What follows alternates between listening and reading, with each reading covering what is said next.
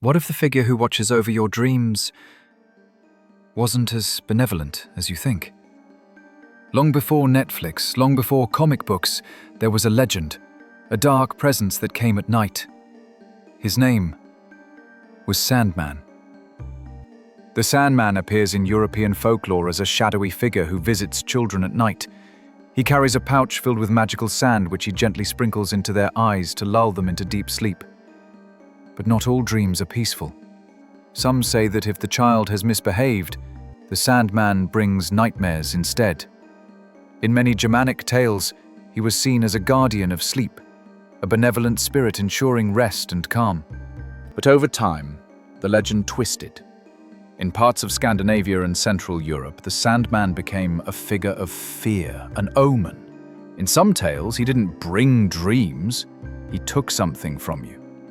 And in 1816, German writer E.T.A. Hoffmann shattered the illusion of innocence with his haunting short story, Der Sandman.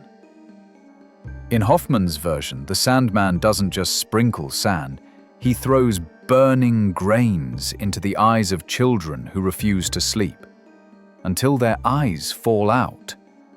Then he collects them, not for himself, but to feed them to his monstrous children who live in the dark corners of the moon. This version of the Sandman transformed him forever, from a bedtime helper into a nightmare-given form, a being who walks the line between myth and horror.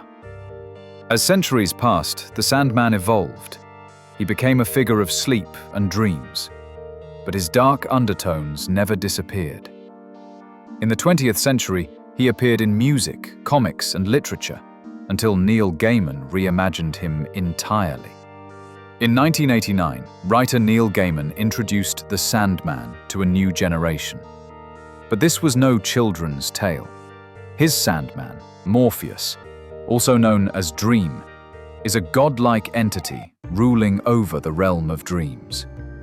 And his world is filled with death, fear, madness, and power. Netflix brought this world to life in 2022, introducing millions to the dark and surreal realm of dreams. But behind the stunning visuals and haunting characters lies something deeper, a myth far older than comics or television. The question is, how much of what we see is just fiction, and how much is drawn from something ancient, something forgotten, and perhaps real? Why have humans always feared the night?